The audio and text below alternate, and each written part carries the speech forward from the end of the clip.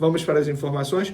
Antes de mais nada, deixar o registro aqui, como já era de se imaginar, o velório do eterno craque do Flamengo, Adílio, que nos deixou na última segunda-feira. O velório aconteceu lá na Gávea, lotou.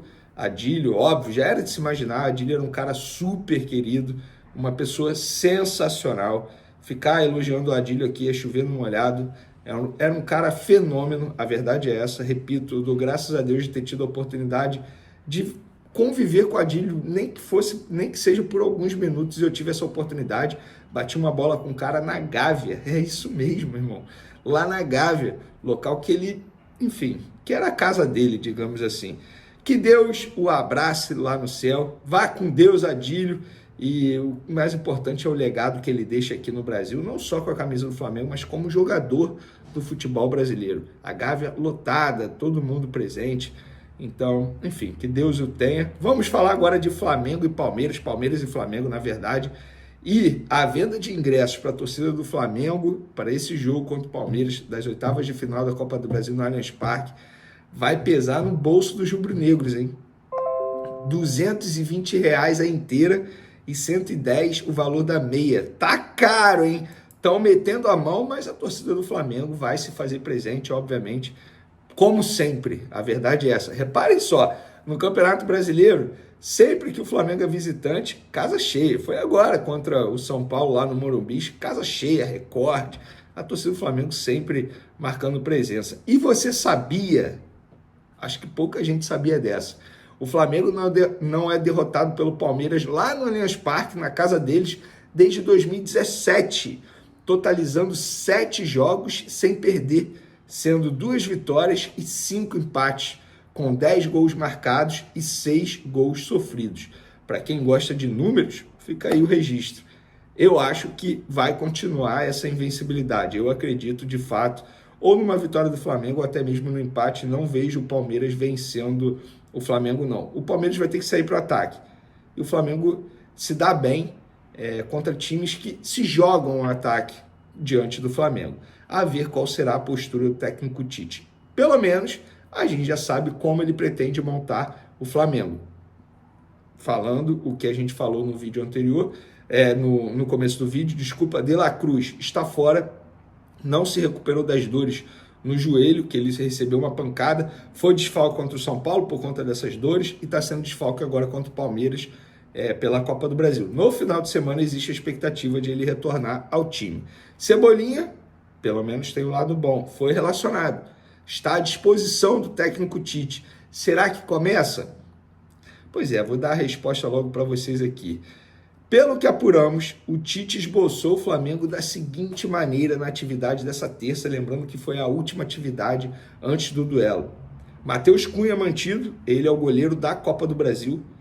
Varela na lateral direita, Fabrício Bruno e Léo Pereira, dupla de zaga, e Ayrton Lucas retornando à lateral esquerda.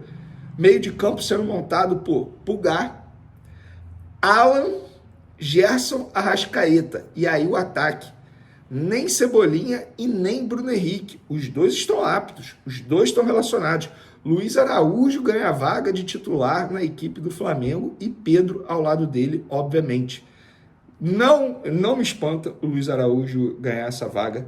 Tá jogando muito bem, a verdade é essa. Tá se tornando uma espécie de 12º jogador do Tite.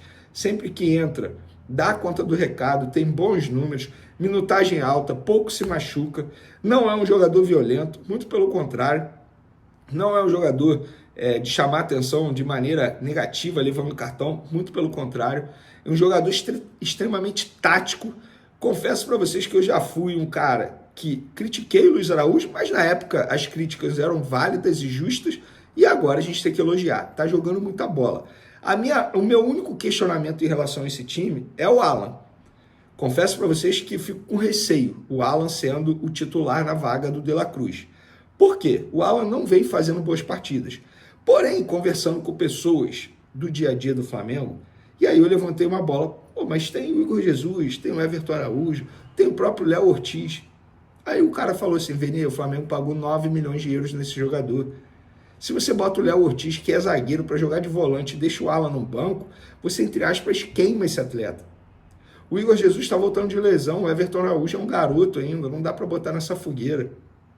Então, faz sentido. O Tite ele vai manter a estrutura do time, com o Alan ali, como se fosse o De La Cruz jogando de volante, e o Gerson Arrascaeta serão os responsáveis pelas armações das jogadas, tendo o Luiz Araújo e Pedro. Lembrando que o Luiz Araújo foi muito bem quando entrou na vaga do Cebolinha, no jogo de ida.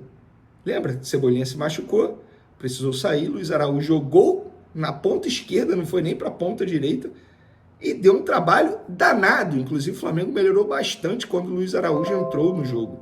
Então, de certa maneira, concordo com as escolhas do Tite.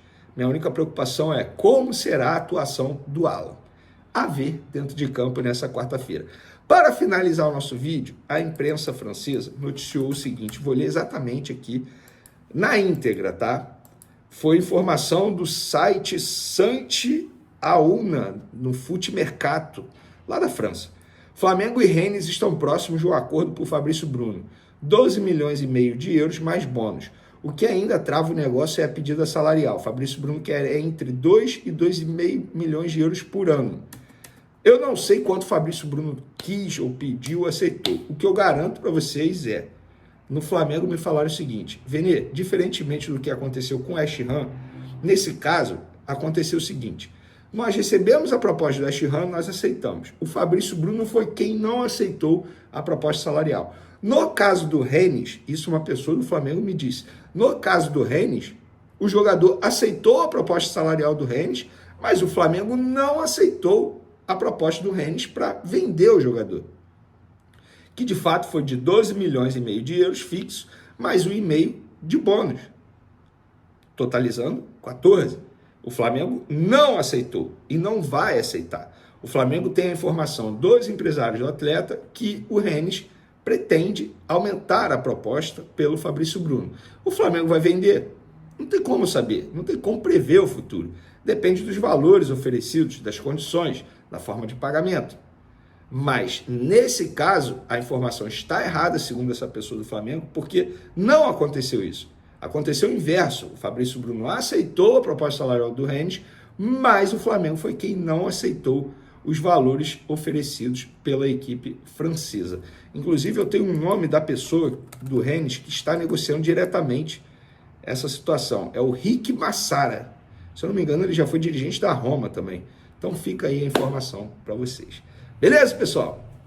Espero que vocês tenham gostado. Um beijo, um forte abraço. Daqui a pouco tem jogo do Vasco. Será que o Vasco passa na Copa do Brasil contra o Atlético Goianiense? Vamos ver. Se não passar, vocês já sabem. Amanhã tem resenha no SBT Esporte Rio. Valeu, galera! Tá aí, né, família? Ficamos com o nosso giro de notícias do Flamengo, informações exclusivas e atualizadas, para você ficar podendo tudo, não tá perdendo nada. Já chega deixando seu like, super importante a sua participação, é muito bom e muito importante aí a sua participação no nosso conteúdo aí, valeu? Não esqueça de passar lá no canal do Vene Casagrande e se inscrever lá também, porque crédito total aí, né? Então, um grande abraço no coração, tamo junto, forte abraço. Daqui a pouco tem Flamengo e Palmeiras. O Flamengo ganha esse jogo de 2-0, avança aí, total 4-0. Tamo junto, um grande abraço, fui.